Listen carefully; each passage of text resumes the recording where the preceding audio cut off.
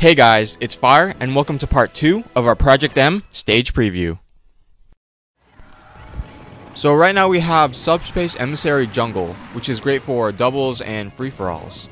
And one thing I'm glad that they did with Project M was that they included stages from the SSE into the game. You know, like, there were a lot of great set pieces and stages that were in the campaign, but you just couldn't choose them. But now you can, so that's awesome.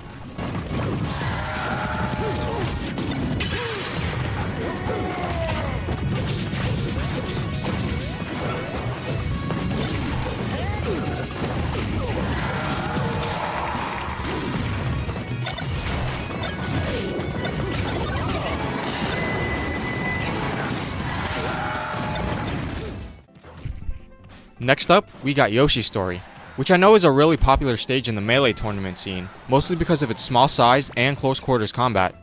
I think it'll be interesting to see how some of the newer characters will perform on this stage, and how they can use their new moves to their advantage.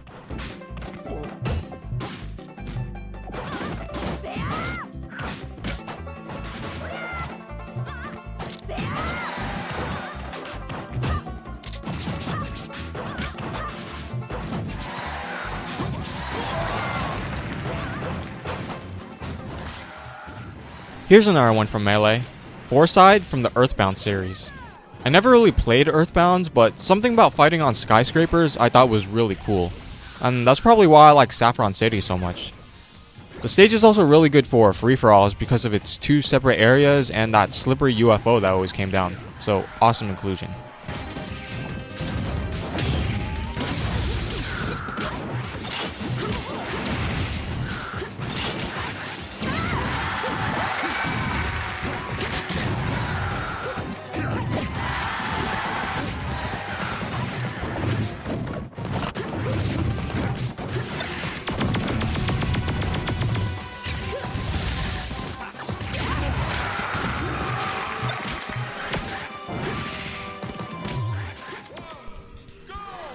Okay, so right here we got Green Hill Zone. Basically for Project M, what they did was move the entire stage forward and included a moving platform to add some variety. Overall, the stage is pretty simple, but what sold it for me was the fact that I get to listen to all that awesome Sonic music now, and well, for me, good music is all I need to enjoy the stage.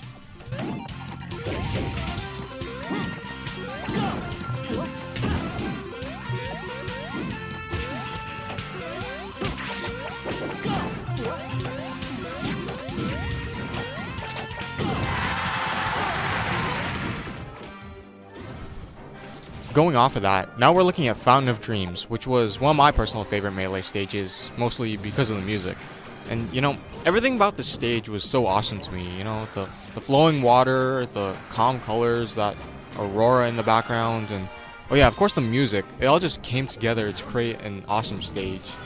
And like, those slow moving platforms were more than enough to add variety to every match, so it was a stage I never really got bored of.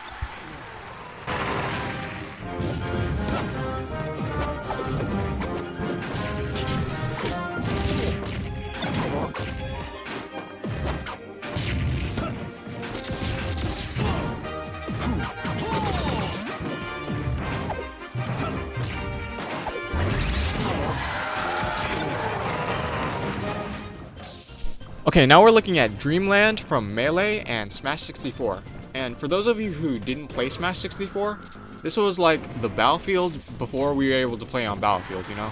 So I'm guessing a lot of those players will really enjoy coming back to the stage again. The stage was also really huge, so for lighter characters like Pikachu and Jigglypuff, this was their go-to stage to go on back then.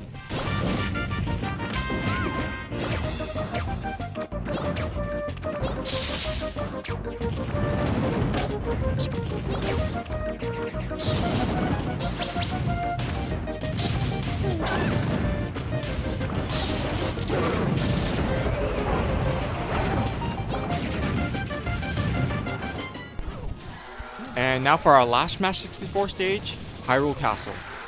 Man, it makes you really appreciate how much graphics have improved in the last few years. You know, one thing I thought would be really cool for Project M was for them to make HD remixes of some of the stages. Like, instead of that gray background, maybe like use the one from Elden Bridge or something, I don't know.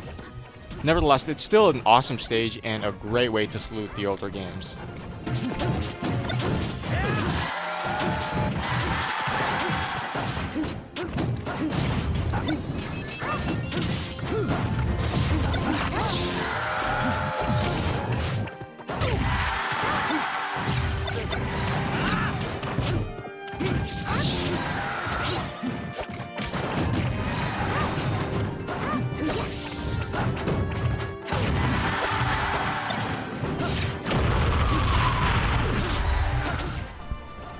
Okay, best for last. Skyloft from Skyward Sword. Man, I was blown away the first time I saw this stage. If you look closely, the stage is actually part of the stage, Temple, but now it's flying over Skyloft. Really, I have no idea how they put it in there, but it looks amazing. I think this stage really shows off what Project M is capable of, you know? Both with the stages, the characters, all that stuff. It really makes the game feel like it was made by the fans, which is just an awesome feeling.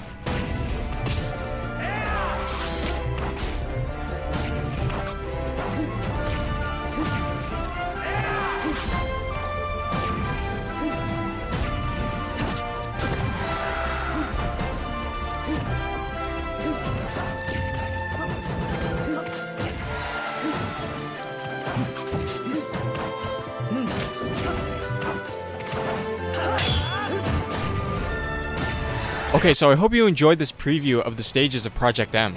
I think the best part is, Project M is still under development, so we might be getting even more stages in the future. Leave a comment telling me what kind of stages you'd like to see in the game. Thanks for watching, and until then guys, this is Fire, signing out.